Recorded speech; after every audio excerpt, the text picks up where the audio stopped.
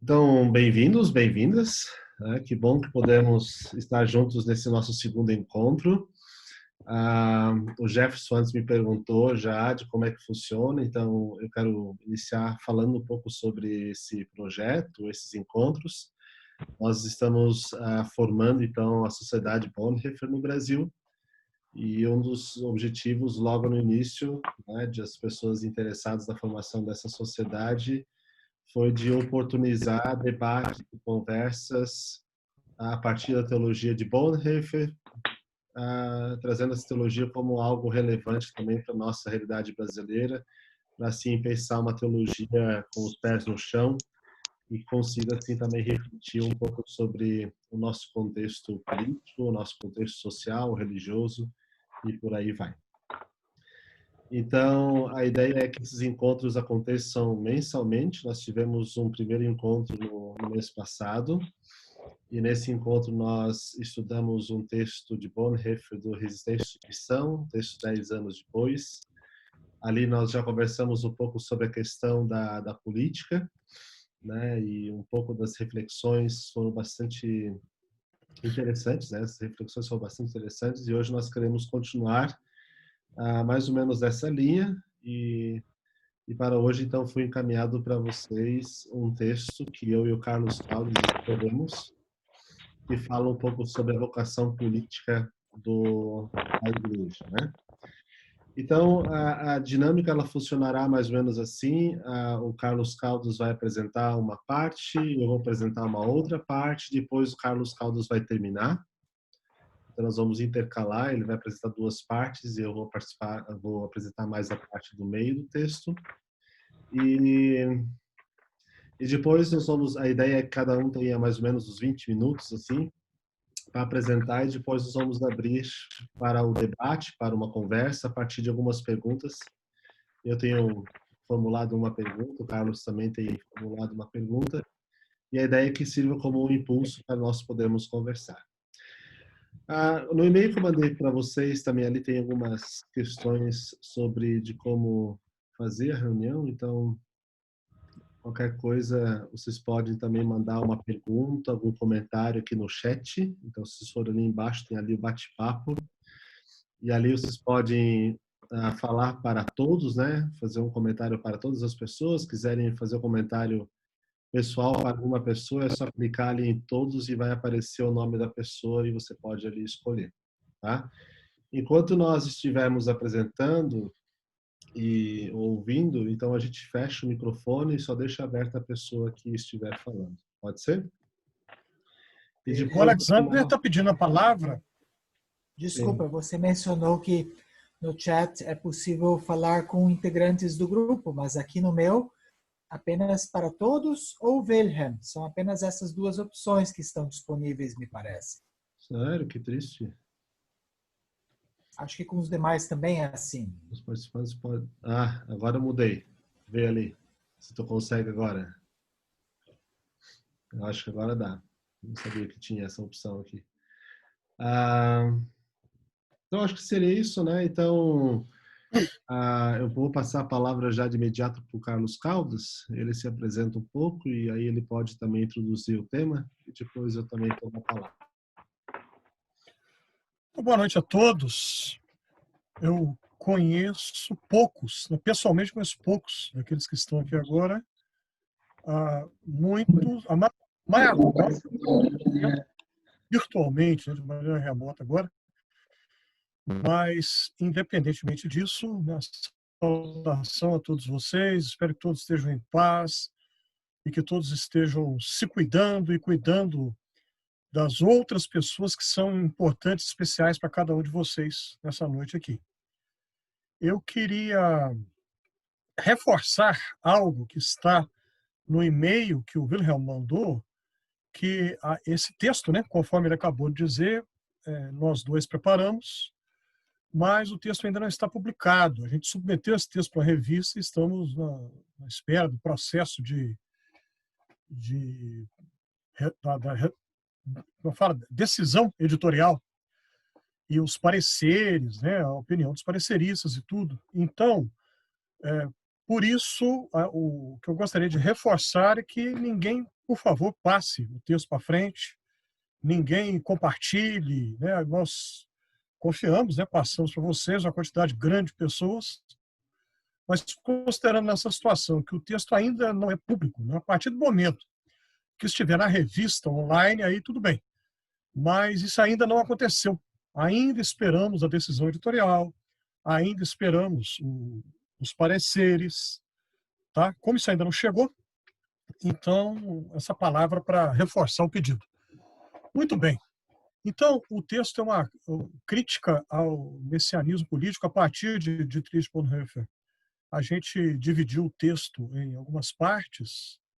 A primeira delas, comentando de uma maneira, a gente tentou ser o mais objetivo possível, o que é política, e aí para isso a gente recorreu a Aristóteles, né? A famosa frase, né, muito conhecida, muitas vezes repetida de Aristóteles, né, que o humano é o zoon politikon, né, o animal político, né, porque vive em sociedade, vive na polis. Então, o ideal grego do humano viver na polis e a busca, né, da felicidade na polis. Então, não tem como o humano não ser político. Tá? Então, originalmente, a ideia de política é bem diferente da que nós temos atualmente, no sentido que muita gente ainda pensa em política como sendo algo sujo, indigno, impuro. E a gente olha para a mentalidade brasileira, é muito curioso isso, né? Porque é um tanto paradoxal. No nível, no plano do senso comum, quando a gente conversa com pessoas na rua, a coisa mais comum é a gente ouvir o interlocutor dizer: eu não gosto de política, ou todo político é desonesto, ou política é coisa errada, qualquer coisa mais ou menos assim. No entanto, ao mesmo tempo que a gente escuta isso com muita frequência, é um assunto extremamente apaixonante, né? Então, a impressão que dá é que quando as pessoas falam que não gostam, é meio que assim, da boca para fora, né? Porque é algo que mexe muito com as paixões, né, do brasileiro. Mas, então, originalmente, né, aí outra coisa também que nos diferencia muito da concepção da Grécia Antiga, né, de Aristóteles, é que, evidentemente, lá eles não tinham política partidária, tal como nós temos hoje, né? Quando falamos em política, a gente pensa muito em partidos, eleições. A compreensão aristotélica, obviamente, é diferente, né? Porque o nosso modelo é diferente do deles. Mas a gente achou interessante resgatar, ainda que de uma maneira, como eu disse, resumida, a compreensão de Aristóteles, por causa dessa questão do ideal da vida na polis, o ideal da vida em sociedade, a importância disso, tá? E como que na concepção antiga havia a valorização da busca da arete, né? A virtude, né? Então, o cidadão ideal da polis é aquele que tem virtude, né? E na concepção famosa também de Aristóteles, a virtude se contrapõe ao vício. E o vício vai ser ou a falta ou o excesso da virtude. Se você tem em demasia, exagero, é um vício. Mas se falta, carência, é vício também, né? Então a arete está exatamente em encontrar o equilíbrio para não cair em nenhum extremo, nem do excesso, nem da falta. Tá? E a política, então, na compreensão grega antiga de Aristóteles, é vista dessa maneira. Tem algo que é até óbvio, né? Porque, de fato, o ser humano é um ser gregário. E aí a gente lembra, né, no nosso texto, nós lembramos duas frases rápidas. Uma poesia famosa, né, de John Donne, do século XVII, né, um poeta inglês. Está sendo muito lembrado esses dias agora, essa poesia dele. Está sendo muito lembrada por conta da crise sanitária no Brasil, a quantidade, lamentavelmente, muito grande de mortos. E aí, John Donne escreve em um momento semelhante, né? Porque havia um surto de uma doença contagiosa na Inglaterra dos seus dias também. E aí, quando ele fala, nenhum homem é uma ilha, e aí depois a pergunta famosa, né? Não pergunte por que os sinos dobram, eles dobram por ti. O sino da igreja avisando que mais um tinha morrido.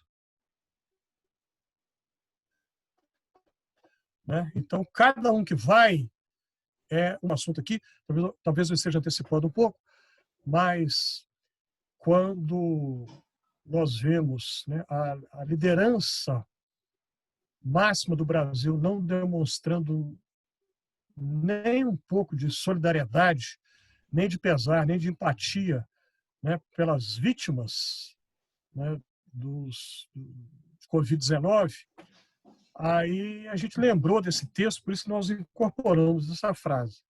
E a frase que Hannah Arendt cita, né, que nós incorporamos também, quando ela cita Tomás de Aquino, falando que o humano, né, é uma criatura social, né, por excelência.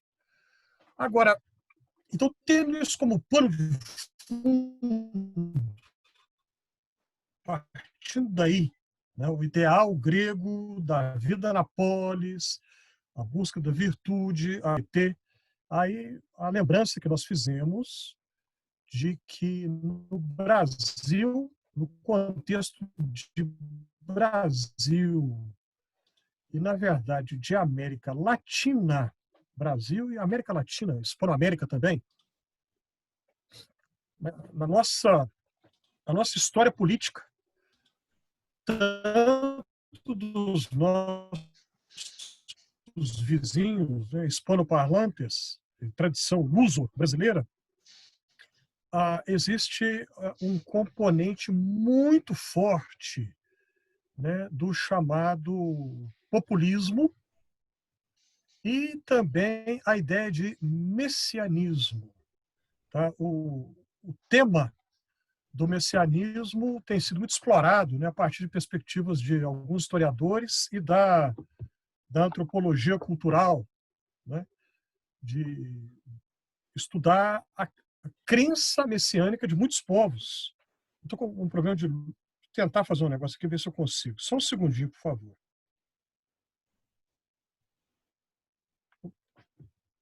Bom, jogar a lanterninha. Ok, eu acho que melhorou um pouco. Muito bem. Então, vários antropólogos culturais, né, têm trabalhado com o tema do messianismo, a crença, a esperança, a expectativa de um futuro melhor, um futuro glorioso, um futuro de prosperidade, de abundância. Né? Então, essa crença tem sido encontrada em diferentes povos, diferentes culturas, né? Diferentes civilizações. Né?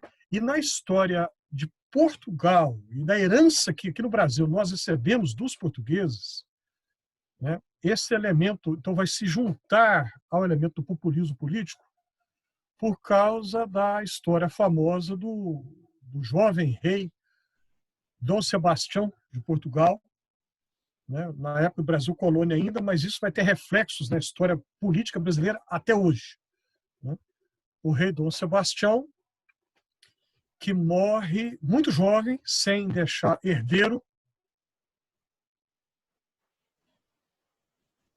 em 1580, né, na famosa Batalha de Alcácer Quibir, né, no Marrocos.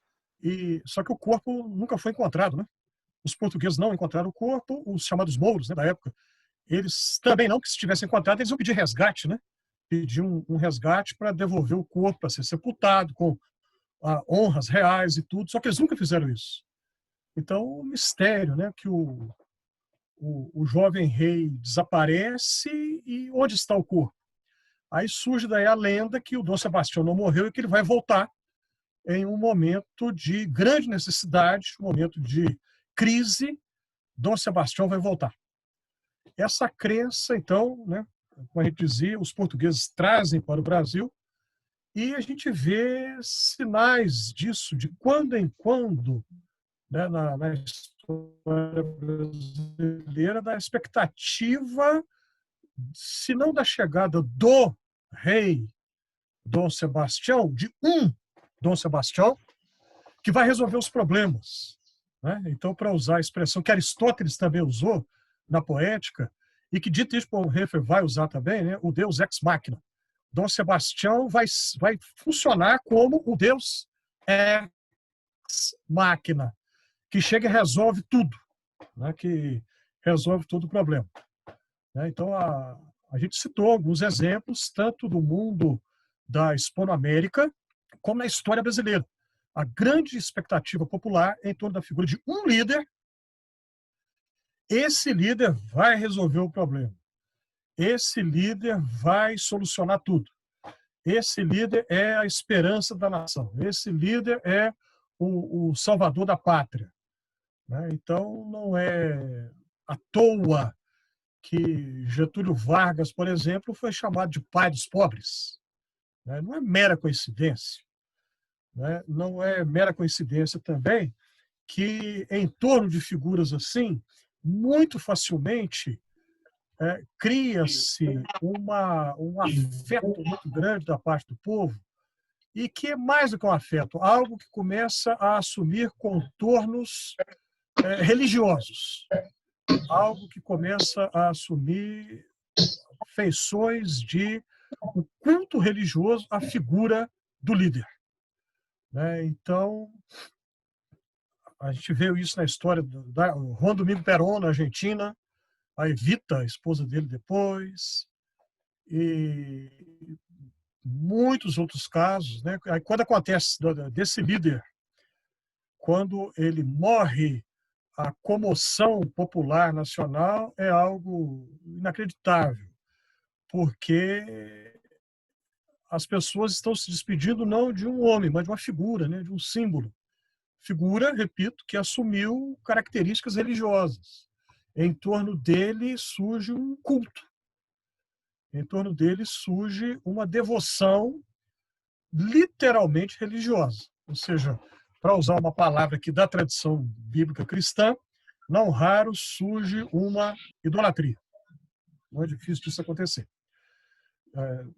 Talvez eu antecipe um pouco aquilo que Wilhelm vai dizer daqui a pouco, mas isso aconteceu na época de Dietrich Bonhoeffer, na Alemanha, saudado pelo povo, como o enviado de Deus, como o Messias, como o salvador da nação, aquele que vai salvar a nação de um perigo. E aí, pensando nas características do populismo na política, a gente vê aí uma contradição de termos. Porque populismo, obviamente, vem de povo, então o líder do povo.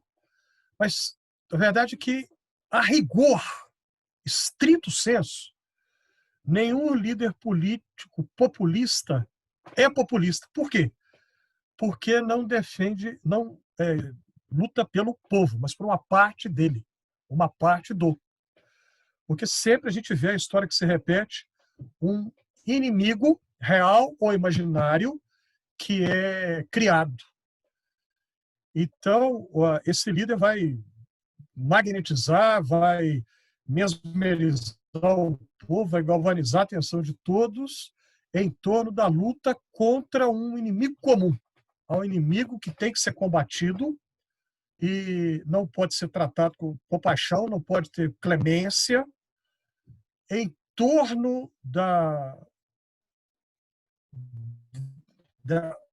ideia de um inimigo, repito, levar os seus seguidores, e com isso criam-se duas categorias, nós e eles. Aqueles que estão do lado do líder e os demais que têm que ser combatidos. Ou seja, não é. Então, nesse sentido, não há democracia. Porque não existe um governo do povo, não existe uma atenção ao povo, mas apenas de uma parcela que se une em torno da figura do líder. A gente viu na história do Brasil isso acontecer, e não é novidade para ninguém que estamos vendo isso agora.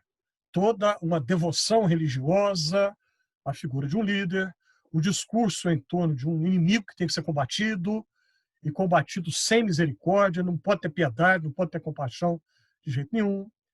E toda uma propaganda que usa e abusa de linguagem religiosa, de termos religiosos, para fortalecer a ideia do salvador da pátria, né? O Messias, a nova encarnação de Dom Sebastião, que chegou e só ele pode nos salvar. Dietrich Bonhoeffer, então, como a gente disse aqui, né, sem entrar em muitos detalhes, vivenciou isso no seu tempo e escreveu a esse respeito e se posicionou a esse respeito também.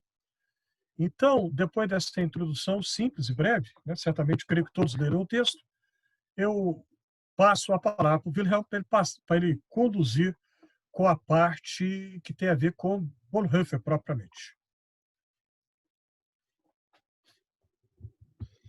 Muito obrigado, Carlos. Foi bem esclarecedor, né? Eu vou tentar acompanhar um pouco o texto que foi enviado e vocês viram, né? Todos que leram, todas as pessoas que leram, vocês viram que existe um apanhado histórico acerca de Bonhoeffer para tentar assim localizar ele na história da Alemanha nazista, né? Durante a Segunda Guerra Mundial. E ali foi posto também um pouco sobre a biografia de Bonhoeffer, sobre os seus estudos, suas influências. Então, quero aqui ele destacar o trabalho que ele teve em Barcelona, com pessoas da classe operária. Depois, quando vai para Nova York, então ele tem ali uma influência bastante grande da Igreja Batista Abyssinian, no Harlem, que é uma igreja que luta contra o racismo em favor do direito de todas as pessoas. Então volta para o estado, para a Alemanha e é ordenado pastor. Ele passa a lecionar em Berlim e quando ele começa a lecionar em Berlim, ali nos anos 32 e 33, é que acontece toda a movimentação política em torno dessa figura messiânica que o Carlos Caldas mencionou há pouco, né, em cima do Hitler. Né? Então nós temos ali um pouco da história da onde surge o Heil Hitler, né, da onde surge a ideia do Heil, dessa saudação, e também do messianismo e de como esse messianismo, esse nacionalismo, eles se juntam contra uma raça ou determinadas pessoas, né? Ou pessoas com alguns problemas físicos ou também com suas opções sexuais e por aí vai, né? Então, depois que tudo isso acontece, a, a igreja, né, para Bonhoeffer, é algo levado muito a sério. Então, quando ele percebe de que a igreja, de que os seus pares e que os pastores da igreja evangélica na Alemanha, muitos deles estavam aderindo ao discurso nacionalista do Terceiro Reich, para Bonhoeffer o que estava claro é de que a igreja havia perdido a sua vocação. Então, isso tem que ficar claro. Para Bonhoeffer, o que acontece com a igreja que apoia esse messianismo é porque a igreja ela perdeu sua vocação, ela perdeu sua razão de ser. Por quê? Porque ela não estava mais se colocando frente ao Estado de maneira crítica, mas ela estava sendo absorvida por esse Estado para justificar e dar legitimidade a esse messianismo que surgiu ali no Estado.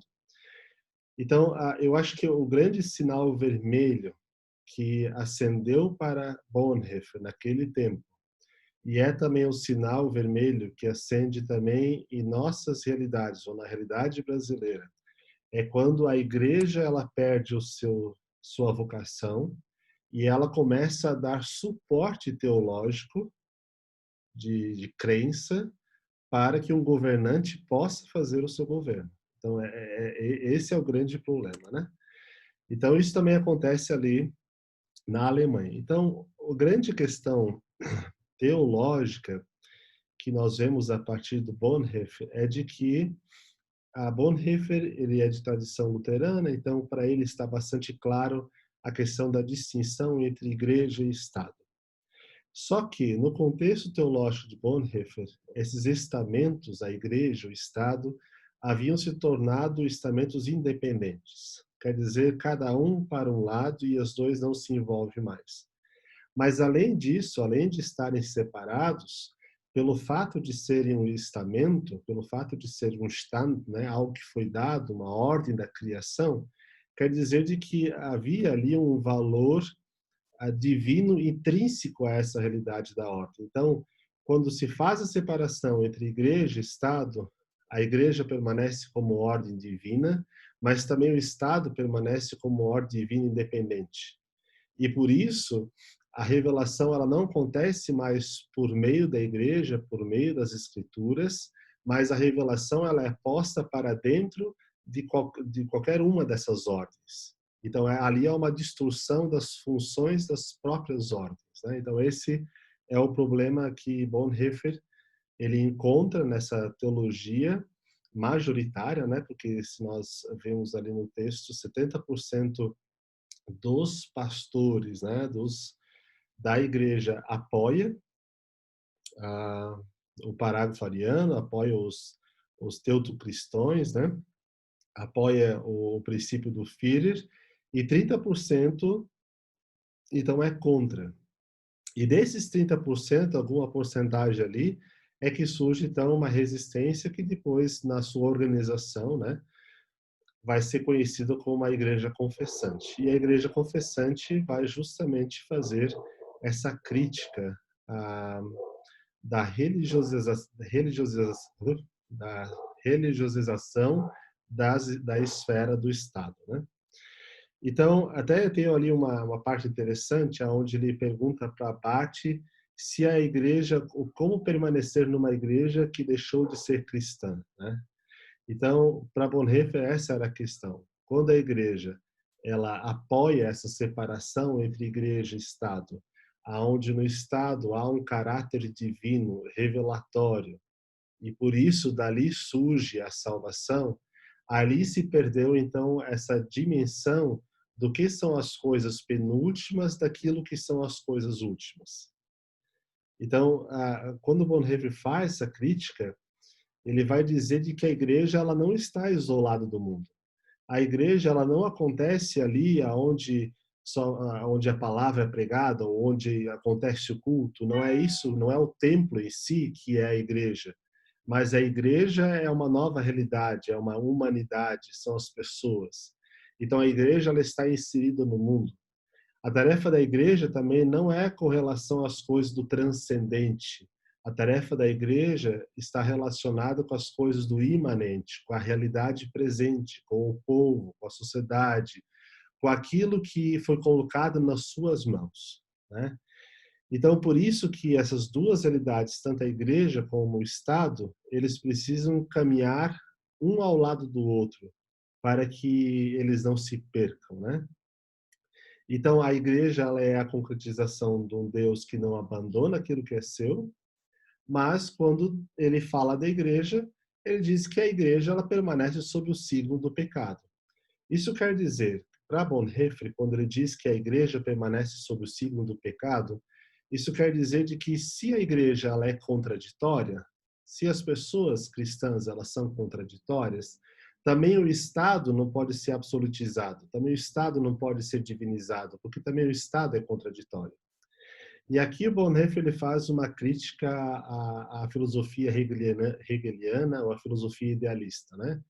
Que cria de que a partir da encarnação houve uma conexão, um sinergismo entre o ser humano e Deus e fez com que o ser humano ele fosse capaz então de se libertar das suas amarras e por meio da consciência, por meio da razão, conseguir administrar o mundo da maneira mais perfeita possível.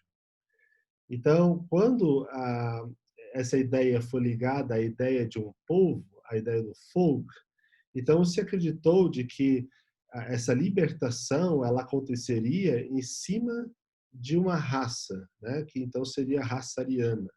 Então aí houve toda uma movimentação teológica, Por exemplo, não sei se vocês lembram disso, mas de que houve toda uma articulação contra o Antigo Testamento, houve uma ênfase no Novo Testamento. Então, tudo aquilo que era de judeu, né, isso tinha que ser tirado. Então, até mesmo quando surgiu o escrito, aqueles poemas, o escrito sobre Salmos de Bonhoeffer, ali ele estava indo contra uma proibição muito clara do Terceiro Reich de que não poderia haver nenhum escrito que fizesse menção ao judaísmo. E ele faz isso mesmo assim. Né?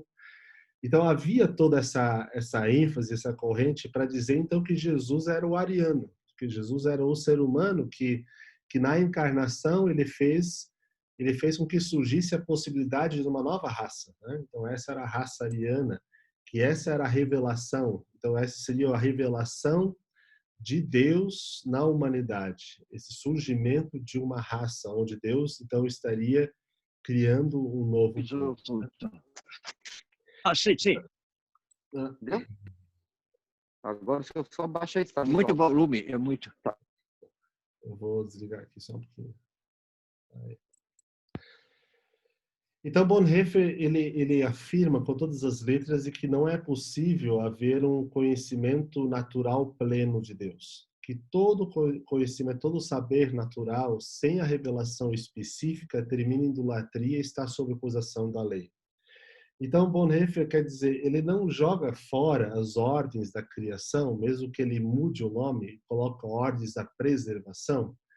Mas ele diz que essas ordens, elas são para preservar o mundo e não para construir o reino de Deus nessa realidade, na sua plenitude. A igreja ela é chamada a transmitir o evangelho, a falar de Jesus Cristo, né? De transmitir a palavra de Deus para que as pessoas elas venham conhecer a graça, para que as pessoas venham viver essa nova humanidade em Cristo, na conformação, mas em si, ainda assim permanecemos na realidade que é penúltima. E isso é muito importante. Né? Bonhoeffer, então, ele lida com a criação não só da maneira protológica, né? Ou como o início, mas ele sempre lida com a criação pelo viés escatológico, pelo fim. Né? Então, ele realoca toda a revelação de Deus para Jesus Cristo, ele desabsoluiza as ordens da criação como esferas autônomas e façam que, novamente, o Estado e a Igreja sejam vistos como lugar de preservação. E isso é importante, né? Para Bonhoeffer, tanto a Igreja quanto o Estado são ordens da preservação para preservar toda a realidade. Mas nem a Igreja, e nem o Estado, e nem qualquer outra ordem são ordens absolutas, são realidades absolutas, têm valor revelatório, né? É a presença divina de maneira soteriológica. Então, isso ele critica bastante, né? E isso, então, está ligado à questão da criatio contínua, né? Então, ele vai fazer uma crítica a isso, né? E vai falar que a criação ela não é contínua, mas justamente por causa da influência da filosofia idealista em cima da teologia daquele período, então ele vai falar de uma criação que é conservada. Então, na criação, para Bonhoeffer, você não conhece Deus, você não sabe da sua vontade, né? Você sente a presença de Deus, você sabe que Ele está presente de alguma forma, né? E Ele está presente aí preservando a realidade, por isso existem as leis, por isso existe o Estado, por isso existe a economia, por isso existe, daí Bonhoeffer vai fazer divisão de economia, né? Por isso existe a sociedade e o matrimônio, né? E por isso existe a igreja. Mesmo a igreja, mesmo ela pertencendo a uma ordem especial, digamos assim, ainda assim ela serve somente para a preservação, né? Então, isso para Bonhoeffer é muito importante. E aí ele vai dizer de que o reino de Deus na Terra, como realidade penúltima, então ela se apresenta de duas formas, como igreja e Estado. Então, Estado, assim como a igreja, para Bonhoeffer, é reino de Deus na Terra, né? Enquanto realidade penúltima. Elas estão ligadas, elas não podem ser isoladas, elas não podem ser separadas, mas elas devem ser distinguidas na sua função. Na igreja, o reino de Deus assume a forma na medida que ela testemunha o evangelho, do milagre da nova criação, quer dizer, do surgimento de uma nova humanidade. E no Estado, o reino de Deus assume a sua forma na medida que ela preserva a ordem da antiga criação, né? De que ela preserva a vida, de que ela promova vida. Essa é a função do Estado. Então, a gente pode, nas palavras de Bonhoeffer, mesmo que ele não faça menção, mas a gente poderia lembrar muito bem da ideia de vocação do Max Weber, né? Da ideia da vocação do Estado, né? A vocação do Estado está em preservar a vida e promover a vida, né? Em fazer defender a vida, para que a vida ela continue existindo e valendo, né? Para que ela continue fluindo. Então essa, para Max Weber, é a ideia do Estado. Então isso lembra também em Bonhoeffer, né? E por isso que o Max Weber também vai dizer de que o Estado é o único que pode fazer o uso da violência para preservar vida, não violência gratuita para tentar instalar qualquer política que se queira, né? Ou por qualquer messianismo. Então, a violência em si, ela tem uma justificativa também, mas isso em Weber, né? Então, isso a gente pode, para mim, parece muito similar, um pouco dessa compreensão de Estado que Weber tem e a que o Bonhoeffer aqui expressa, né? Então, por outro lado, para Bonhoeffer também, dentro de sua tradição, ele vai dizer de que a igreja ela não tem aspiração, ela não deve ter a aspiração de tomar para si o poder do Estado, né? Nem mesmo a governança é feita por meio do seu específico, né? E o Estado por si também não deve ter aspirações religiosas. Então, aqui de novo acende essa luz vermelha. Quando o Estado faz uso da religião para testificar o seu governo, isso está equivocado. Aqui nós temos de novo um claro messianismo, né? Quando a igreja, ou a religião em si, ela justifique com um discurso religioso de que tal ou tal governante é o enviado por Deus ou é o Messias, isso está equivocado e ali a igreja ela perde a sua vocação. Não é tarefa da igreja. Por mais que nós possamos escolher pessoas que melhor promovam vida, mas ainda assim nunca pode chegar ao ponto de dizer de que esse é o movimento de Deus na história, de que esse é o movimento de Deus para fazer com que o país ou aquele determinado local seja então um governo cristão, né? Para Bonhoeffer, a tarefa do Estado não é, e da igreja, não é que o Estado seja cristão ou ateu. Não é essa a função do Estado. A função do Estado é administrar a vida, é administrar e controlar a violência, né? Administrar a vida, promover vida e controlar a violência. Então, isso está muito ligado à ideia de lei e evangelho, né? Porque tanto a igreja quanto o Estado estão sempre debaixo de lei e evangelho, né? O Estado, tudo aquilo que ele promove está na esfera da preservação. Então, por isso que Bonhoeffer depois também vai chamar, então, essas pessoas dessa compreensão de pseudo-luteranos, porque eles fazem toda uma confusão acerca da compreensão de Lutero de lei e evangelho, da falta de distinção entre as coisas últimas e penúltimas, né? Então isso é novidade ali em Bonhoeffer, mas também as distinções com relação à criação e queda, né? Com relação à criação e salvação. Então essas distinções elas são muito importantes, né?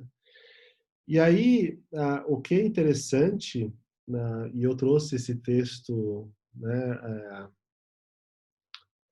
também aqui, aonde Bonhoeffer ele faz uma palestra em 32 num retiro devocional, e assim eu já termino e passo de novo a palavra para o Carlos Caldas, no Instituto Protestante de Educação Continuada para Mulheres, onde ele faz uma palestra, uma fala sobre venha Senhor o teu reino.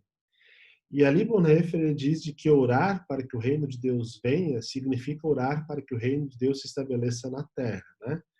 E nessa palestra, então, ele descreve a igreja e o Estado como duas formas do reino de Deus na terra. E, ao mesmo tempo, explica, então, a sua relação mútua e tal. E para Bonhoeffer, então, isso é muito importante, que na realidade, nós tenhamos a capacidade para entender de que, mesmo que o reino de Deus se faça presente na realidade penúltima, como igreja, Estado, ainda assim a igreja, tanto a igreja quanto o Estado, estão sob o signo do pecado e estão numa realidade de contradição. Então é impossível que haja uma igreja perfeita e é impossível que haja um Estado perfeito. Sempre haverá uma luta, né, em torno do seu melhoramento, né?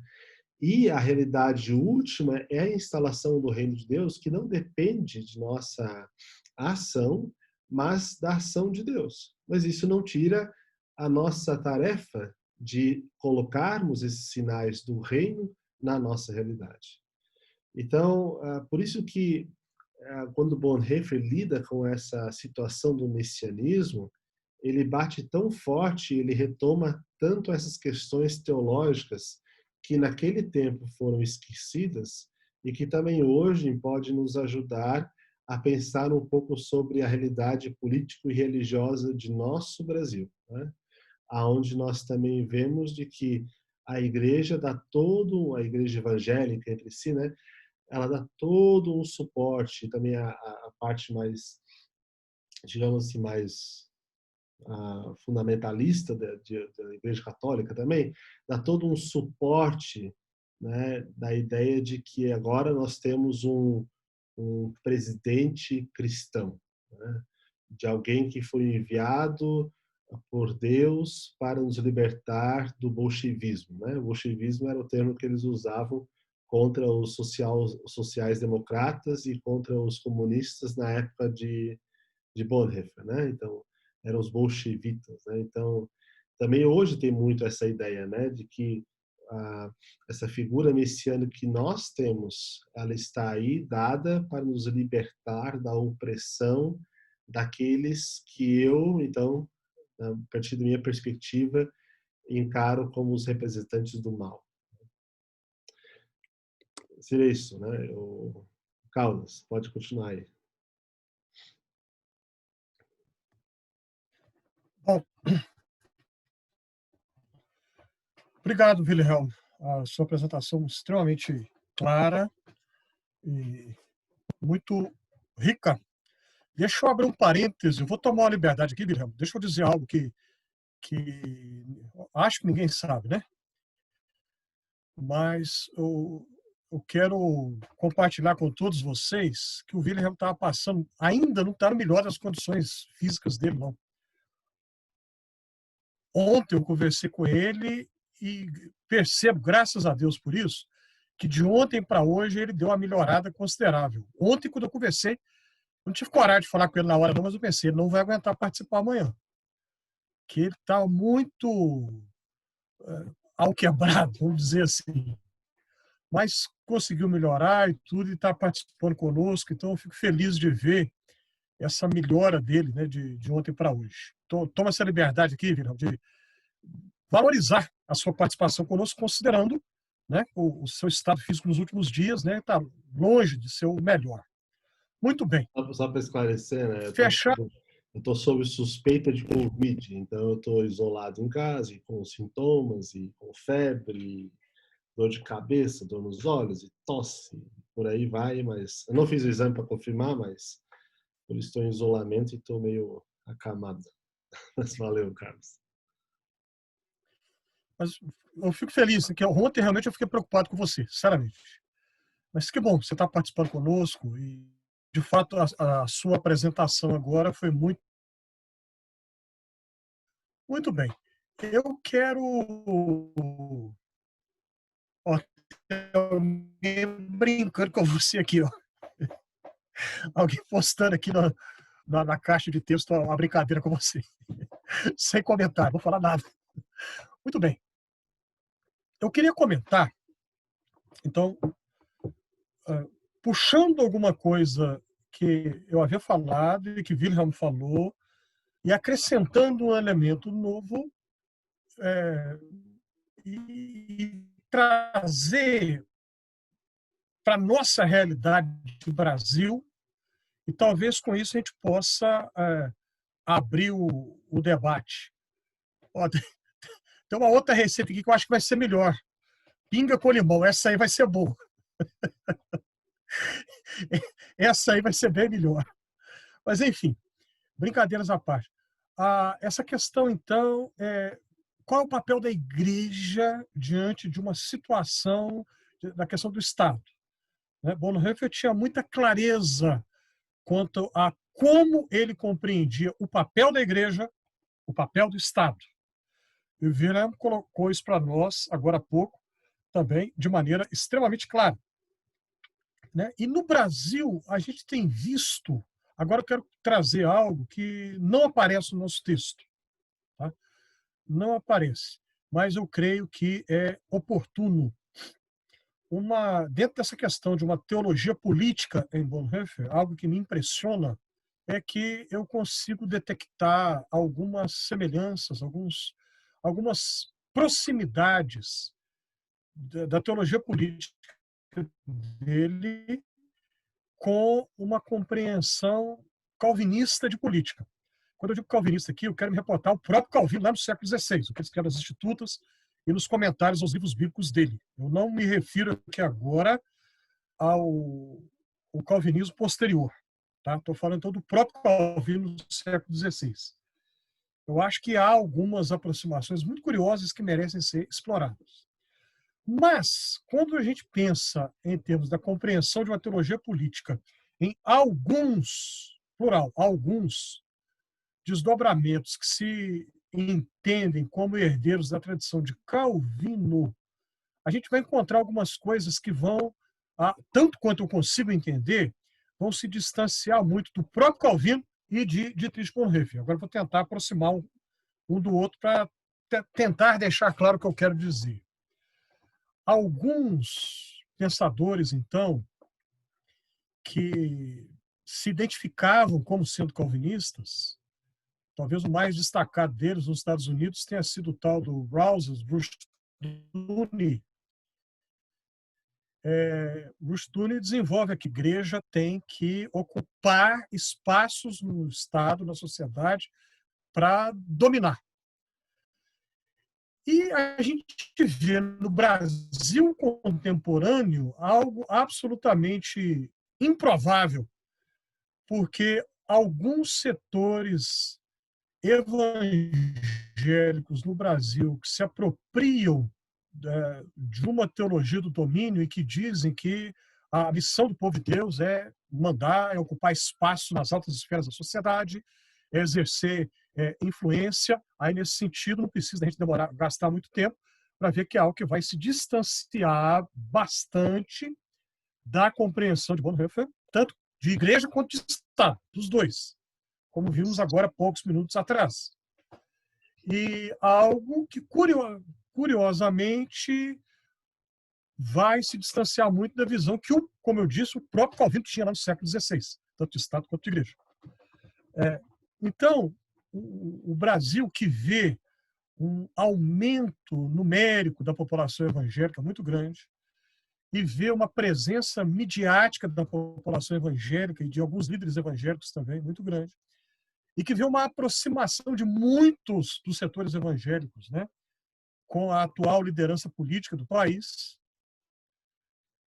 Aí a gente vê muitos que pensam que agora é a hora, é a implantação na prática de uma teologia do domínio, né, ou seja, se distanciando daquela frase tão conhecida, tão bonita de Bonhoeffer, quando ele diz que a igreja só é igreja quando está aí para os outros. Quer dizer, o serviço. A partir da compreensão de Cristo, de Bonhoeffer, Cristo, Salvador de Deus, Cristo Jesus, aquele que diz: eu não vim para ser servido, mas para servir. Vai ser igreja quando levar isso a sério. E não uma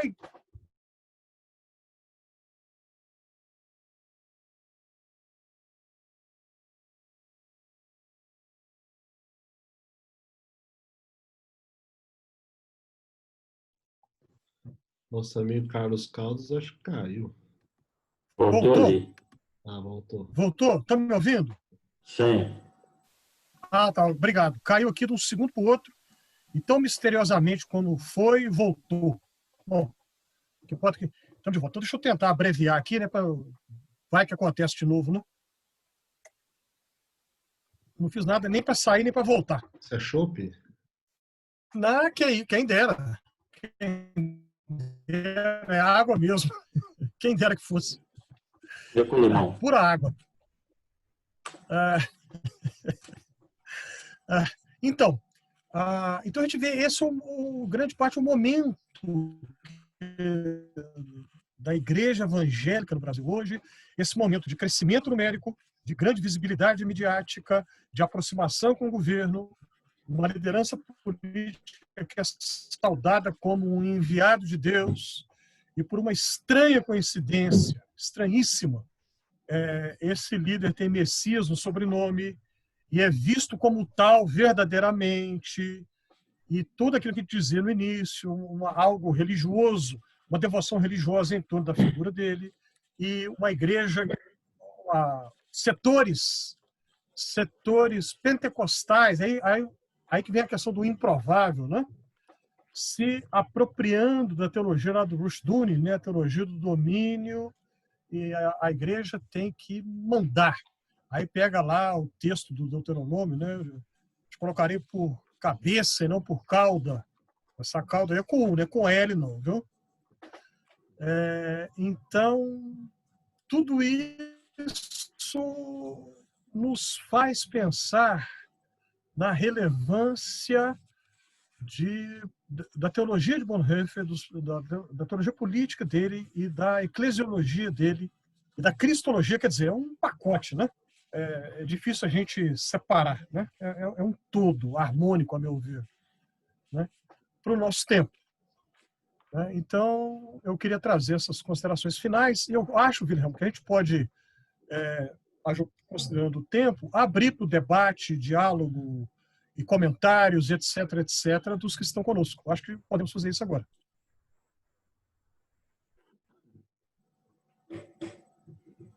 Talvez só para a gente se organizar, a gente vai abrir, não, mas em vez de abrir direto o microfone, só para. Porque senão vai acabar acontecendo que 2, 3 pessoas abram de uma vez, né?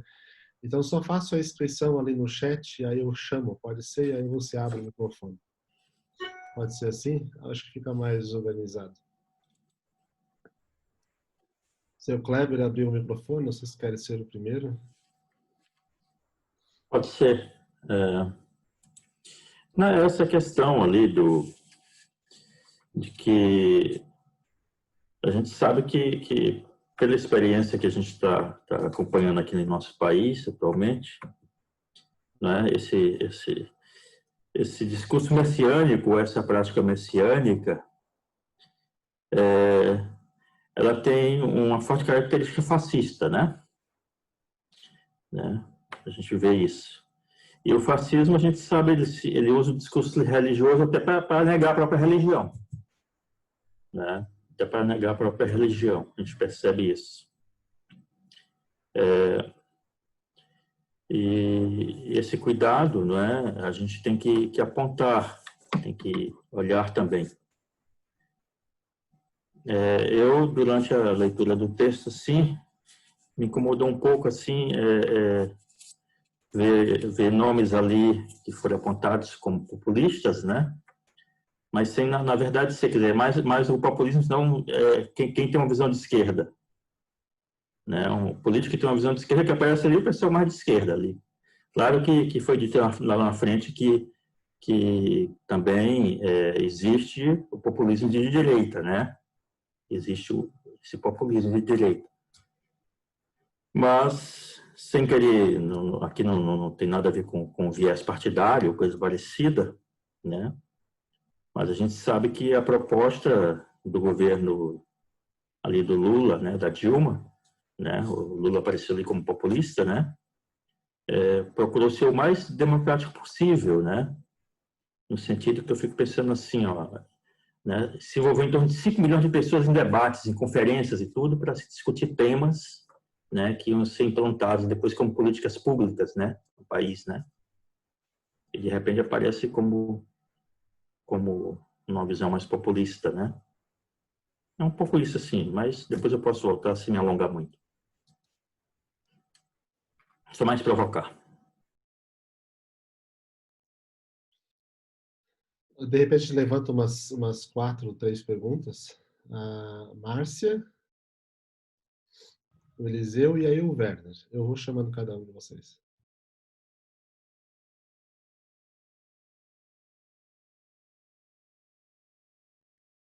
Está contigo, Márcia. Posso falar? Sobre essa questão de governos populistas, de que é visto como o salvador da pátria, os bonzinhos, aqui no Brasil nós tivemos vários governos assim, né? Além desse atual, nós tivemos também do PT, e no Maranhão a família Sarney também é muito bem vista. E em outros locais também, assim, regionais, tem esses políticos onde são idolatrados, né? Não só no Brasil todo, mas centralizado numa região. A pergunta que eu quero fazer é se dentro da obra do Bonhoeffer ele fala sobre como evitar, né, esse populismo, ou se já está consolidado, como combater esse populismo, que se confunde um pouco com a questão religiosa.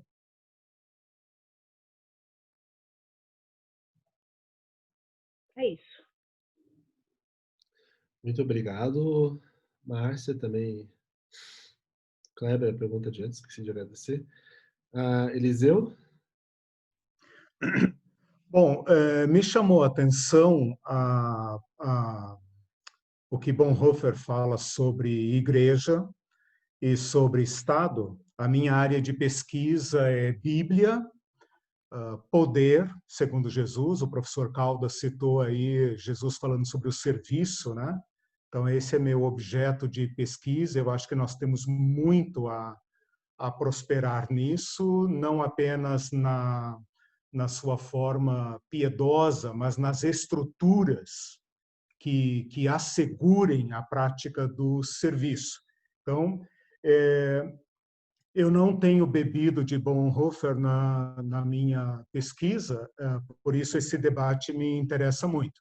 Então, o que ele falou sobre igreja já é uma provocação para eu avançar.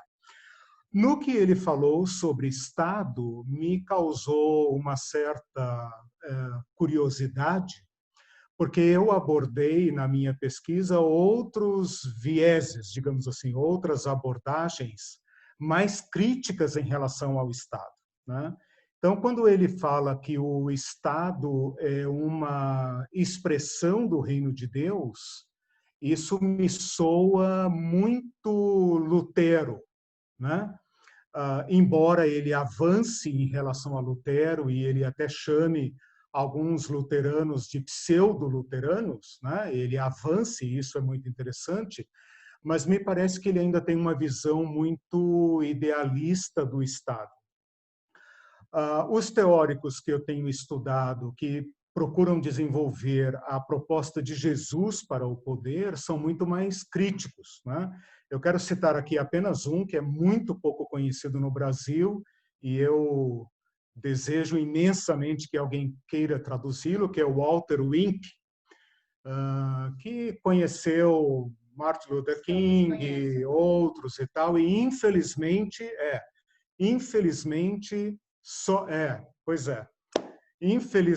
né? Esse livro dele é maravilhoso. E ele chama o Estado, e tudo, ótimo aí, o professor Alexander está em cima, ele chama tudo que nós criamos, todos os aparatos que nós criamos são imediatamente alienados por um sistema de dominação que passam a nos dominar. Então, esse Estado que promove justiça, ele é teórico, né? Ele é o Estado, digamos, no paraíso, de uma sociedade perfeita. O Estado, na história, é um monstro, né? Como é que nós vamos dizer, por exemplo, para uma comunidade periférica, para uma comunidade da favela, para os desempregados de hoje, que o Estado é a expressão do reino de Deus para produzir justiça, né? Então, o Estado ele tem, digamos, esse ideal, né? Mas o Estado real, como nós conhecemos, ele é um monstro, ele faz parte de um sistema de dominação e nós ansiamos pelo dia em que o reino de Deus o derrube, né? Então, basicamente, o que eu queria provocar é esta crítica ao Estado ideal, né? Basicamente isso. O que ele falou sobre igreja me interessou bastante, fica como uma provocação para as minhas pesquisas. Muito obrigado.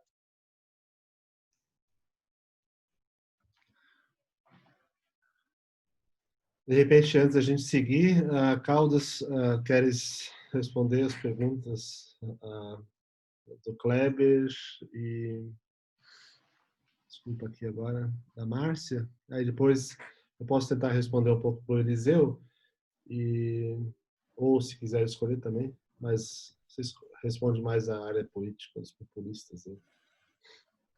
Bom, deixa eu comentar a pergunta comentário de Eliseu Pereira, porque é a última, né? Então está mais viva na minha memória.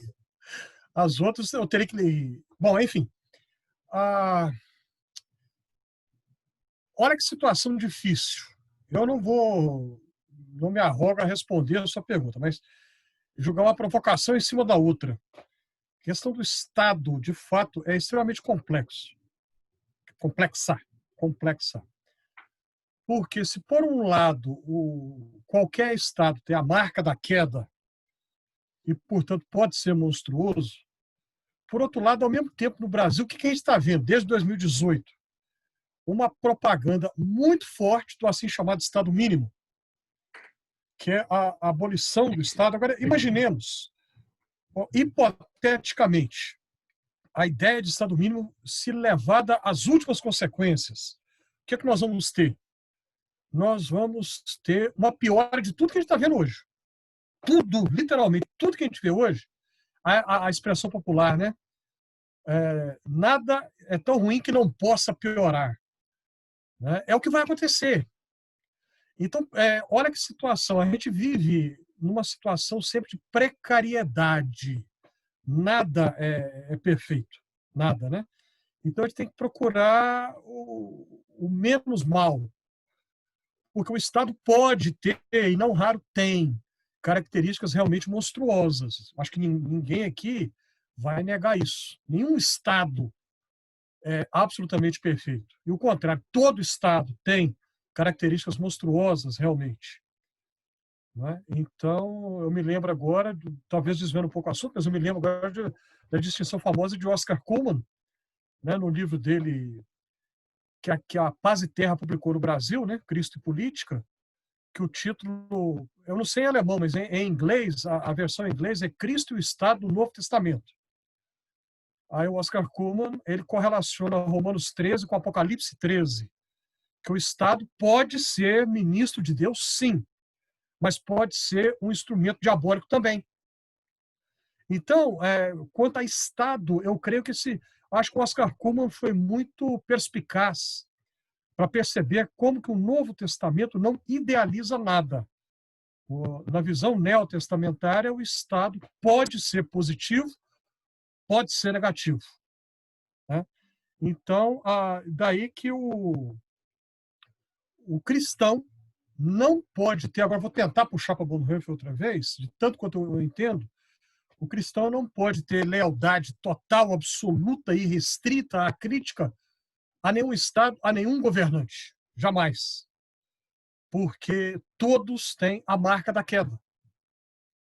Todos têm a marca da imperfeição. E nós vivemos nesse estado de precariedade, provisoriedade. Então, é o que eu poderia comentar, Eliseu, ao seu comentário, que é extremamente palpitante. E a gente poderia falar horas aqui a respeito. Wilhelm? E você falou do Estado pode ser diabólico, assim como o uso da igreja pode ser diabólico, né? Para a manutenção de um governante ou de um Estado que não promova justiça. Eu acho Sim. que Bonhoeffer... Sim. Bonhoeffer vai tocar o dedo na ferida exatamente nisso aí. E é o que a gente vê hoje no Brasil, quando nós vemos líderes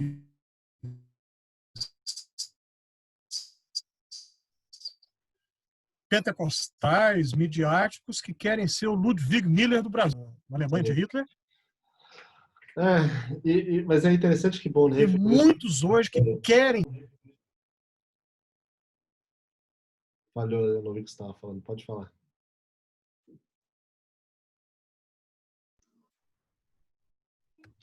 Não, eu disse o seguinte, que Bonhoeffer toca o dedo na ferida desse ponto, que a igreja pode ser também, né, um instrumento diabólico, pode ser. E assim, puxando de novo para o nosso contexto, assim como na Alemanha da época de Hitler, Ludwig Miller foi o Reichsbischof, ou seja, a constantinização é levada à última potência. Nós vemos líderes pentecostais ou neopentecostais de grande visibilidade midiática no Brasil de hoje, fazendo de tudo para ser o Ludwig Miller do Brasil. Então, enfim, pronto. Só lembrando ainda um pouco, Eliseu, da tua pergunta, né? A igreja, para Bonhoeffer, ela está inserida no mundo. A igreja não está relacionada, em primeiro lugar, ao transcendente. A sua tarefa não está para o transcendente, porque a igreja ela é a expressão do transcendente que veio ao imanente, né? Então, é o imanente que é a realidade que é a sua tarefa, né? Então, é tarefa da igreja chamar o Estado à sua responsabilidade. Ali é onde o Estado é diabólico, ali ela tem o papel profético. A sua função está em chamar a atenção do Estado, em denunciar, em exigir, né? E não se amarrar ao poder. Então, essa liberdade a igreja precisa ter. Só que ela perde a liberdade e ela deixa de ser igreja quando ela se amarra a uma política, quando ela se amarra a um governo, né? Então, e aí é impossível de você fazer com que o Estado ele seja mais democrático, mais justo, né? E assim como o Caldas disse, eu também entendo assim que para Bonhoeffer, tanto a igreja como o Estado, elas ainda pertencem e vão permanecer enquanto realidade penúltima na sua imperfeição, né? A gente pode lutar pelo seu aprimoramento para que haja mais justiça, até porque essa é a vocação da igreja, essa é a vocação do Estado, mas mesmo assim ainda lembrando de que ela nunca vai ser a realidade última, né? A pergunta, Caldas, que o Kleber fez foi por causa de como foi possível dizer que o governo do Lula foi populista. E a pergunta se bem me lembro a pergunta, desculpa agora, a pergunta da Márcia foi relacionado a como evitar o populismo. Perfeito. Obrigado por lembrar. Se eu lembro direito que Márcia perguntou se em Bonhoeffer tem alguma coisa, algo para evitar o populismo, eu acho que não. Para evitar, não, né? Agora, como que Bonhoeffer se opôs a isso? Né? Ele se opôs da maneira mais radical possível ao estado de situação, o estado de coisas que ele viu na Alemanha do seu tempo. Agora, quanto à questão, né, a gente citou nomes no nosso texto, e aí foi feita a pergunta: como combater o populismo, Márcia? Obrigado. A responsabilidade da igreja, conforme Bonhoeffer, né? Ser a voz profética. E se a igreja está, o que o Wilhelm acabou de dizer, se a igreja está atrelada ao Estado, ela perde a voz profética, né? Perde por completo. E não é a primeira vez que a gente vê isso acontecer na história. Agora, aqui, nesse momento que veio à minha memória, é o seguinte: o Império Romano do Oriente, já é o Império Romano cristão, na época de Crisóstomo, né? João Crisóstomo. Crisóstomo paga um preço caro, ele é exilado, volta e é exilado de novo. Por quê? Porque ele está na corte imperial do Império Romano já cristianizado, né? Digamos assim, mas ele denuncia os erros. E por denunciar, paga um preço muito caro, né? Então, esse papel da igreja de chamar a atenção, chamar a responsabilidade, é o papel profético. E na tradição bíblica e na história da igreja, esse papel do testemunho profético, não raro, está associado, está ligado a martírio. Porque o profeta é uma figura incômoda, uma figura desagradável, é uma figura que ninguém quer ter por perto, né? É um chato. Né? Ninguém quer ter uma pessoa assim que chama atenção, que repreende. Né? Então, a gente vê exemplo após exemplo, né, de quando a igreja exerce o seu papel, ela passa, corre o risco, né, de pagar um preço por causa disso. Então, como combater o populismo? Exercendo o seu papel profético, não estando atrelada, porque ela não vai criticar aquilo ao qual está atrelada.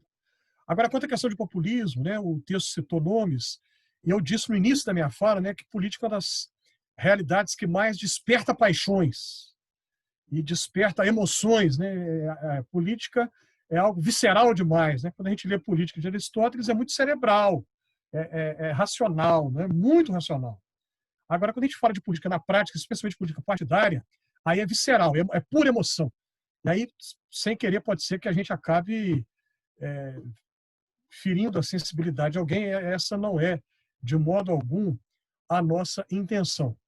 Eu acho que poderia dizer que são populismos, plural, diferentes. Né? Assim como Bolsonaro é populista, Lula, a seu modo, foi também. A seu modo, foi. Fernando Collor, a seu modo, foi. Jânio Quadros, a seu modo, foi. Getúlio Vargas, a seu modo, foi. São vertentes diferentes, não existe um modelo só, tá? Mas a gente vê características que, de algum modo, se repetem. Tá? Mas, repetindo, não estamos dizendo aqui que é a mesma coisa o tempo todo. De jeito nenhum. Não se trata disso de jeito nenhum. Ô, Wilhelm, você está com a caixa de texto aberta aí? Eu vi que alguém postou rapidamente sobre a questão de Canudos, o Antônio Conselheiro, uma coisa assim. Mas eu não consegui abrir.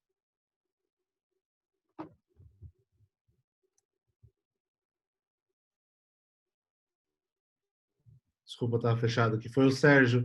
Mas, de repente, a gente mantém a ordem aqui, e aí, só para a gente não fugir demais, nós temos o Werner, e o Carlos Radins e o Leonardo de Paula. A gente ouve essas 3 perguntas e depois a gente continua. E aí, eu acho que nós temos que responder um pouco mais breve também, senão não dá tempo. Seu Werner? Sim, eu acho que vocês dois estão de parabéns pelo que vocês trouxeram. A conversa mais recente aí mostrou que eu tinha observado no texto também, que a categoria de populismo não é suficiente, uma ferramenta suficiente para entender esses fenômenos políticos. Para mim, falta a questão do autoritarismo, ou de 5 séculos de dominação, de colonialismo, patriarcalismo, coronelismo, supremacismo branco e assim por diante, que também funciona com paternalismo, né? Assim como o Império Romano também funcionou não só com autoritarismo, com violência, mas com favor e com mistificação e assim por diante. Então, a ferramenta melhor para entender essa questão, eu acho que é não se fixar no populismo, mas mostrar que existe aí muito mais o jogo de interesses. E aí também entra na questão da igreja, né? Das igrejas, dos evangélicos, né? Dos 70% de evangélicos corruptos que tem no Congresso Nacional. Então, aí a gente vê mais o oportunismo, né? E não é questão evangélica, né? Então, só a parte teológica não ajuda. Nós temos que saber que tem desses líderes evangélicos sonegando impostos ou fazendo negócios vantajosos, ganhando mais um canal de TV e assim por diante. Então, esse é o motivo, nem é bíblico o motivo porque estão apoiando o inominável lá, né? mas eu também concordo que existem diferenciações, como já foi levantado. Então, por exemplo, eu mesmo vivi isso quando eu estava no Conselho de Segurança Alimentar, 2004 a 2016. A gente dizia que o governo Lula é um governo em disputa, né? Tinha uma parte do governo governando para os ricos e uma outra parte governando para os pobres, né? E a gente estava ali no meio tentando levar a questão da segurança alimentar como um direito universal para todos. E depois, claro, até se brincava que o Lula é o pai dos pobres e a mãe dos ricos. Então, a mãe cuida melhor dos filhos do que o pai, né? Por causa do PAC e desses outros programas que eram para os grandes monopólios, né? E para os pequenos era muito pouco de trabalho de política social, mas mesmo assim é digno de reconhecimento também essa parte da política social. O que me interessou mais no texto de vocês é a questão que eu estou trabalhando agora, que é a questão da criação, né? A teologia da criação, ecoteologia, e aí eu acho que Bonhoeffer tem muito a contribuir. Para mim mesmo, algumas coisas, mesmo que você falou, Guilherme, Wilhelm, é bem interessante de ver essa clareza com que se fala de que a criação ela pode até proclamar Deus, né? Como diz no Salmo 19, né? Os céus proclamam e tal, mas ela não consegue trazer com clareza nem a vontade de Deus, muito menos a soteriologia, quer dizer, a salvação em Jesus Cristo. E esse é um risco muito grande que existe ainda hoje, né? Até quando a gente quer mobilizar as igrejas para se engajarem na preservação do planeta, né? E na campanha Renovar Nosso Mundo, a gente está trabalhando isso no grupo de Bíblia, né? E existem impulsos muito bons, muito interessantes, mas acho que o Bonhoeffer tem a contribuir nisso aí. Esse é o comentário, assim, o reconhecimento que eu queria fazer. Em relação à igreja, eu acho que está muito claro, e talvez a gente deveria destacar mais, com mais força, é que a função da igreja, vocês falaram, é servir, né? Mas o Bonhoeffer falava que tem que estar ao lado das vítimas, né? Então a igreja tem que saber o seu lugar nesse contexto político que está aí. E hoje nós temos aí vítimas em grande número, né? Pensando só em termos de indígenas e os vulneráveis em geral, né? Que estão sendo abandonados cada vez mais pelas políticas públicas. Tá. Obrigado. Talvez, só comentando rapidinho, Werner, depois me lembra, no final, me manda um e-mail para eu te mandar uma tese de doutorado de uma australiana que fez sobre Bonhoeffer e antroecologia. Antropoteoecologia, um nome grande, assim, algo mais ou menos assim. A DAI, né? A tese dela, eu acho que você vai se interessar bastante. As três perguntas ali que Bonhoeffer faz, só para depois eu não esquecer, se o agir do Estado é legítimo. Então, ali começa a pergunta que ele faz. A outra, se a igreja ela está ao lado de quem sofre. E a outra é se a igreja está realmente comprometida a travar a roda do mal. São as três perguntas que ele faz. Então, para falar sobre a tarefa da igreja quando foi instituído o parágrafo ariano, né? Eu vou passar a palavra adiante a Carlos Radins.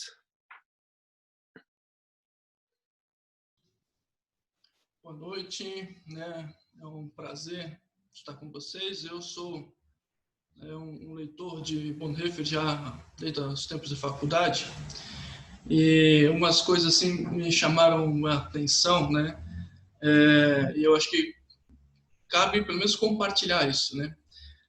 Bonhoeffer é um leitor de Lutero, né? Mas um leitor com L maiúsculo, né? Ele é um intérprete do Lutero. Ele contextualiza a teologia luterana para o seu tempo, né? Às vezes a gente fica muito na questão conceitual, né? E essa crítica, né, aos pseudo-luteranos, ao pseudo-luteranismo, né? Porque a gente fica nos chavões, né, ou nos conceitos, mas a gente não entende eles, né? Então também, né, para a gente entender Bonhoeffer, a gente precisa mergulhar um pouco em Lutero, né? A respeito até da roda do mal, né? Isso não é do Bonhoeffer, isso é Lutero, né? Então, travar isso, né? É preciso entender, né? E assimilar o seguinte: a teologia luterana, ela distingue as coisas, mas ela não separa. Ela acomoda a tensão. E isso é muito difícil para a gente, porque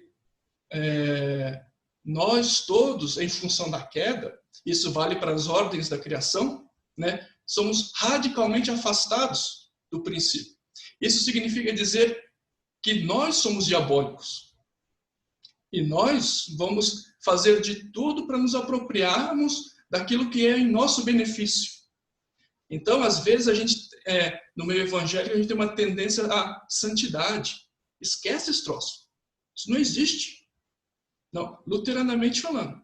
Isso não existe. E Bonhoeffer sabe disso. O nosso ímpeto é para o mal. Por isso que apenas a nova criação, a nova criatura, que é o Salvador, o Redentor, que é Jesus, permite a gente experimentar o novo. Por isso, quando a igreja deixa de seguir a Jesus Cristo crucificado, ela é diabólica. Nas nossas relações, né? E aqui, nesse fórum que a gente está aqui, a gente está no âmbito da igreja, da eclésia. Nós não estamos no âmbito do Estado, né? Então, cabe a nós conhecermos o nosso próprio. E, em cima do nosso próprio, né, proclamar o perdão dos pecados. Ajudar as pessoas a reconhecer o seu pecado, para na igreja confessar o pecado e receber de Deus, então, o perdão. E aqui, para finalizar, eu também quero até dizer o seguinte, uma provocação, né? Até Deus pode ser diabólico. Muito obrigado, Carlos. Depois a gente faz o comentário. Leonardo?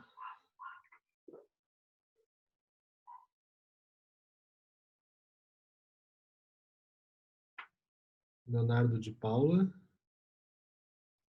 Será que saiu? Oi, boa noite a todos. Agora que eu percebi, estava tentando falar com o microfone mutado. Bom, boa noite a todos. Primeiramente, eu gostaria de fazer uma saudação aqui ao Dr. Werner, dizer que fico muito feliz dele ter feito as menções, né, sobre o Renovar Nosso Mundo. Eu represento aqui o caminho junto com Josias Vieira, né, pelo Nós na Criação, e muito bom encontrar com ele aqui. Bom, eu queria fazer um destaque do texto que me interessou muito, no texto de vocês, a respeito e até perguntar se há qual a obra de Bonhoeffer ele desenvolve essa experiência dele em Nova York, lá na Igreja Batista, né? Eu acho muito interessante essa intersecção histórica, né? Onde, ao mesmo tempo em que a opressão nos Estados Unidos com relação aos negros, existe também uma tensão na Alemanha, né? Então, Bonhoeffer ele se encontra nesse momento, né? No seu regresso para a Alemanha, ele também visualiza essa tensão nos Estados Unidos com relação ao povo negro. E querendo saber mais adiante aí de vocês se existe qual a obra de Bonhoeffer onde ele expressa mais sobre essa experiência. A pergunta seria sobre algo até muito recente agora, né? De semana passada para cá, né? Tem sido muito noticiado sobre a infecção, né? Do chefe do executivo, né? Pelo vírus, pelo Covid, e alguns irmãos rapidamente, né? Suscitaram a famosa frase de Bonhoeffer, né?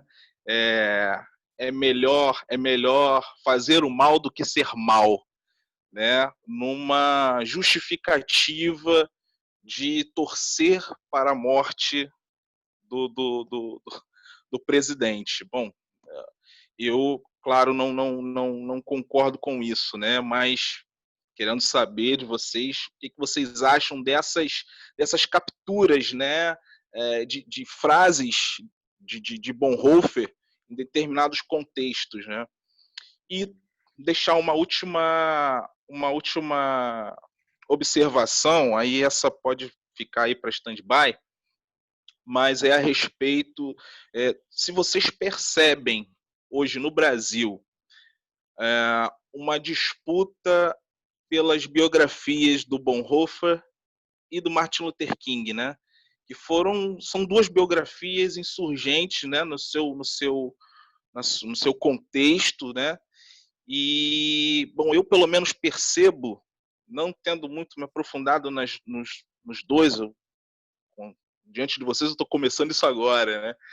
Mas se vocês percebem essa tentativa de domesticação da biografia de Bonhoeffer, assim como de Martin Luther King, alguns grupos que se auto-intitulam neocalvinistas, se vocês percebem essa captura, essa domesticação dessas biografias.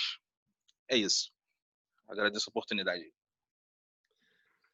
Muito obrigado. Eu anotei aqui, depois a gente volta. Felipe?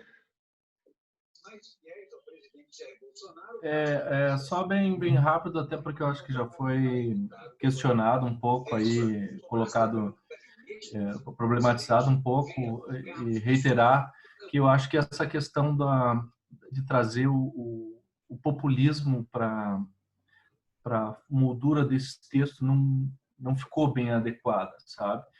Acho que o conceito não está colocado, né? Bota tudo ali para dentro do guarda-chuva, todo mundo é populista na América Latina. Essa questão do populismo, eu acho que ela é uma pauta meio imposta para nós, assim, né? Pelo pessoal da Europa, dos Estados Unidos que estão discutindo, eles querem que a gente fique reconhecendo todo mundo, porque eles reconhecem a gente como populista, né? Qualquer tipo de governo latino-americano que tenha tentado desenvolver qualquer tipo de independência, de autonomia, né? Foi taxado como demagógico, como populista. Eu acho que é uma ferramenta, na verdade, de dominação esse conceito de populismo, mas vamos deixar isso um pouco mais para lá. Eu acho que valeria muito mais investir, e eu acho que o Carlos trouxe os exemplos muito adequados na noção de messianismo político. Ela é muito mais tupiniquim mesmo, né? Acho que ela colabora mais para nós entendermos o fenômeno político brasileiro de um modo geral, né? Então, acho que eu quero só acolher o Kleber ali, que fez essa constatação, e dizer que eu não vou por essa linha assim que o Carlos, com todo respeito e admiração que tenho, né, pelo amigo, de dizer que falou de nomes, caiu no universo das paixões. Eu acho que não é esse o caso. Acho que Lula e Bolsonaro são completamente diferentes. Se nós formos pegar seriamente uma categoria de populismo, talvez a gente fosse entender que nem o Bolsonaro é populista, né? O Bolsonaro não tem assistencialismo, dentro dos elementos que você colocou ali, né, Carlos? Não tem assistencialismo, não tem uma identificação carismática com o povo, talvez só a questão de se identificar com uma parcela menor da população e descrevê-la como sendo o povo em si, né? Por isso eu acho que essa categoria veio mais atrapalhar a discussão do que ajudar. Mas queria dizer assim, um aspecto que eu acho dessa leitura que pode ser explorada pela gente assim no nosso contexto é essa crítica que o Bonhoeffer faz ao tipo de leitura da doutrina dos dois reinos ali, né? Que havia na época, né? Que impunha uma cisão muito clara entre igreja e Estado, né? Mas que, por outro lado, acaba divinizando o Estado na sua dinâmica própria, né? É justamente o que eu acho que, de certa maneira, acontece hoje no Brasil. Nós que estamos no contexto de comunidade, a gente sabe que não pode falar muito de política, né? Porque a igreja não fala de política, né? Mas quando a gente fala e critica, vem o Romanos 13, né? O pessoal vem pesado no Romanos 13, dizendo, ó, o Estado é instituído por Deus, né? Nós não podemos questionar. Então, acho que essa desculpa, essa crítica do Bonhoeffer ao tipo de apropriação da teoria dos dois reinos ali, ela pode ser, digamos assim, uma base para a gente desenvolver um status confessiones contemporâneo aqui, né, e denunciar esse messianismo político que acontece em torno do Bolsonaro. Um abraço aí, desculpe se me alonguei um pouco. Obrigado, Felipe. Caldas, queres reagir? Não, eu só quero comentar rapidamente 2 comentários, o de Werner Fuchs e o do Felipe agora, Butelli. Ambos são perspectivas diferentes, né? O foco de um e de outro é diferente, mas ambos foram muito bons e faz a gente pensar em algumas coisas. Eu gostei daquilo que o Felipe falou, né? Que são 2 categorias e que talvez a de messianismo seja mais propícia, mais adequada, né? Para a gente explorar o texto. Eu gostei, Felipe, dessa contribuição sua. Bom, depois eu vou discutir isso com o Wilhelm, depois, quando a gente encerrar aqui. Então é isso, só queria dizer isso, né, mesmo porque daqui a pouco a gente vai ter que encerrar. Eu só queria comentar, eu gostei muito do comentário de Werner Fuchs e dessa palavra do Felipe, de pegar mais a questão de messianismo na política. E a questão, Felipe, você falou que a categoria populismo é muitas vezes usada pelo pessoal do Atlântico Norte. Isso é algo que chamou a minha atenção para investigar isso um pouco mais. Então, eu achei muito proveitoso. Para mim, foi proveitoso você ter trazido isso. Eu quero te agradecer por isso. Wilhelm, só isso. Legal. O Leonardo fez a pergunta ali. Depois, Leonardo, posso passar uma literatura que trabalha sobre o período nos Estados Unidos com a Igreja Batista do Bonhoeffer. E com relação à biografia... Ô, Wilhelm. Oi. Wilhelm. Não, rápido. A questão do Leonardo. É um livro recente, mas que não está em português, e é do nosso amigo Red Williams, né, que é um estudioso de Bonhoeffer dos Estados Unidos, que é negro. Então, ele escreve um livro chamado O Jesus Negro do Harlem, o Cristo Negro do Harlem, uma coisa assim, algo mais ou menos assim. E o livro é uma... olha lá, o Jesus Negro, isso mesmo. Olha lá, o Alexander está mostrando ali. Esse mesmo tá? que falar. Isso, do nosso amigo Red Williams, que é recente. Esse livro foi lançado tem poucos anos. Deve ser 2016, talvez, 2015. Falando em biografia... Então, explora bem isso aí. Tem a biografia do Metaxas, mas não considere ela, é um romance, tá? Então, ela não a biografia do Metaxas... O Metaxas só tem um mérito, que ele ajudou a popularizar Bonhoeffer, mas em termos de qualidade propriamente, quer dizer, acerta de um lado e erra do outro. Acerta quando ajuda a divulgar e popularizar, mas erra da maneira como ele fez isso. Tá. Acho que parece que Kleber perguntou sobre... Eu vi aqui rapidamente. Tá. Kleber. Eu pensei, Caldas. Bonhoeffer, Teologia da Libertação. Fala, Wilhelm. Pensei, de repente, a gente só dar uma... Pode falar. Aqui nas perguntas, porque nosso tempo já está quase expirando, né? Então, o Irineu vai fazer uma pergunta, e aí depois eu leio as perguntas que foram colocadas aqui, e aí a gente conversa, faz um arremate geral, e depois aí quem quiser ainda permanecer, eu quero convidar a permanecer, que nós queremos conversar um pouco sobre a sociedade, sobre os próximos passos e tal, mas é uma reuniãozinha rápida, então quem quiser permanecer, sinta-se convidada. Então, Irineu, tu consegues fazer uma pergunta pontual? Primeiro, eu quero dizer que vocês são meus professores. Muito obrigado, todos vocês aí, mestres, estudiosos, e isso me incentiva muito também a estudar. Eu sou da área pastoral, e por isso é algo muito prático, assim, ó. Estado e igreja, ambos, os senhores falaram muito bem, preservar a vida, é isso.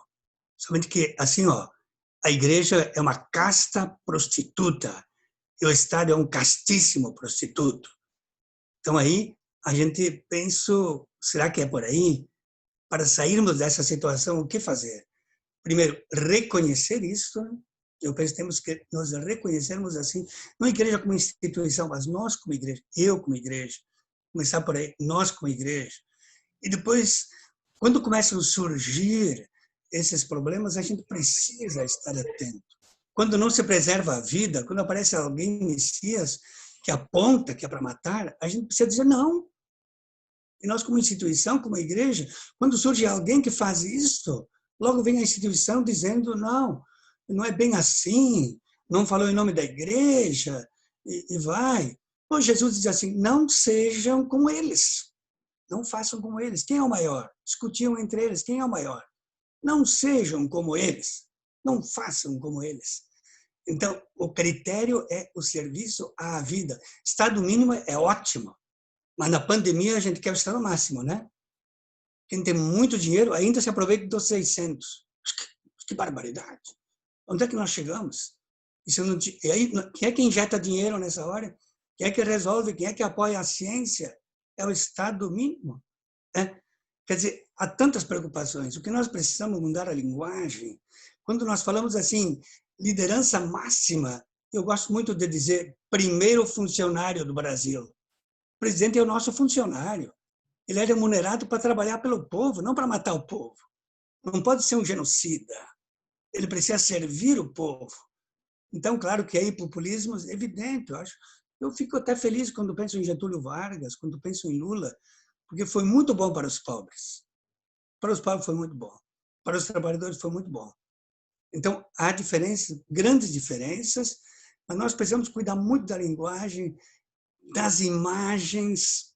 Olha quantas imagens fascistas vieram ao longo desse tempo e nós estamos nessa situação assim.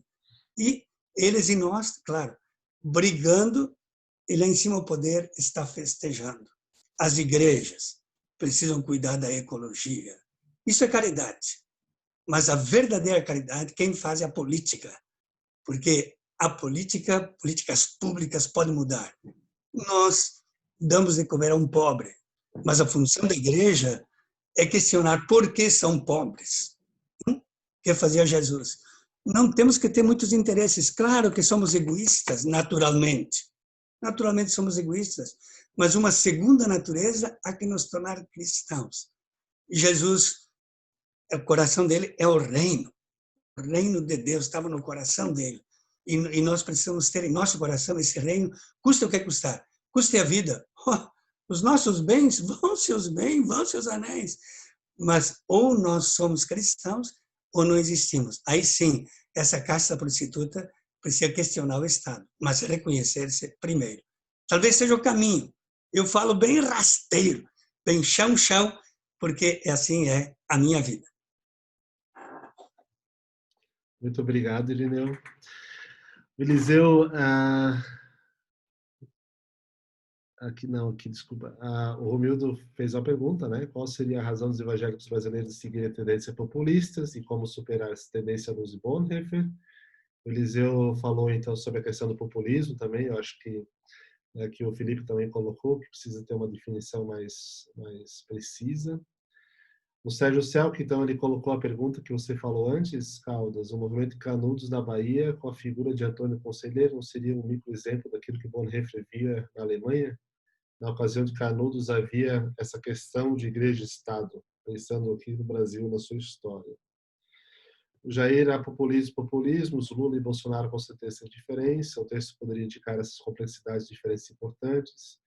Desde que no segundo turno de 2018 foi inaceitável lavar as mãos e votar em Bolsonaro somente porque a Haddad estaria ligada a uma vertente partidária populista. Faltou no texto uma explicação do populismo. A Roeli, no Brasil temos, a partir de 1980, o fortalecimento gradual do segmento pentecostal na vida política. Sabemos que algumas denominações defendem e articulam projetos políticos, vendo essa realidade como anunciar o reino de Deus, tendo como pano de fundo a compreensão de igreja defendida por Bonhoeffer. E vai em contra aquilo que o Irineu acabou de colocar para a gente também, né? Romildo, no Brasil, a política é movida pela prática populista. O Giovanni teria uma pergunta, mas tem mais comentários, né? Realmente, o conceito de populismo está mal colocado no texto. Há uma diferença muito significativa entre a liderança popular carismática que busca praticar a democracia e atender o interesse da maioria e uma liderança populista. E tem uma curiosidade sobre Bonhoeffer e a teologia de libertação. Sabemos que Bonhoeffer foi assassinado em 45. Se isso não tivesse acontecido, certamente ele teria buscado conhecer essa teologia e buscado contato com as comunidades eclesiais de base. Legal. Bacana. Ireneu, mais uma vez, muito obrigado aí pela tua intervenção. Eu acho que ela nos faz pensar sobre a importância da confissão de pecados, né? A gente ser, em primeiro lugar, de nos colocar também como culpados ali onde nós fugimos de nossa vocação. Pessoal, Caldas, passo a palavra para ti ainda. Infelizmente, nosso tempo passou bem rápido, né? Mas a gente tem que ver algumas questões depois. Bom, rapidíssimo. Eu acho que não dá para o Antônio Conselheiro, o Canudo, essa coisa toda, é o messianismo. Mas eu acho que não dá para aproximar a partir de Bonhoeffer, o contexto da Alemanha, é uma história bem diferente. Acho que não. E eu só queria, já que são várias, né, eu vou selecionar aqui então, o último aqui de Kleber, Bonhoeffer e a teologia da libertação. Bom, veja bem, Bonhoeffer antecipa algumas perspectivas que a gente vai encontrar 35 anos depois dele na teologia da libertação norte-americana. Ele antecipa isso. Né? Então, se a gente olha para a história da teologia da libertação na América Latina, né, os historiadores católicos, eles traçam a história atribuindo a paternidade a Gustavo Gutierrez e ignoram a participação de Rubem Alves nesse processo aí, né, que cronologicamente é anterior a Gustavo Gutierrez. Né? O Rubem Alves é que literalmente é o primeiro que cunha a expressão teologia da libertação. O que Rubem Alves tem a ver com isso? Bom, Rubem Alves foi discípulo de Richard Shaw, que, por sua vez, foi discípulo de Paul Lehmann. Paul Lehmann foi o orientador de doutorado de Richard Shaw. E Lehmann era norte-americano de nascimento, mas de origem alemã, falava alemão e era muito próximo de Bonhoeffer. Né? Em 31, quando Bonhoeffer passa no Union, vai na Abissínia, né?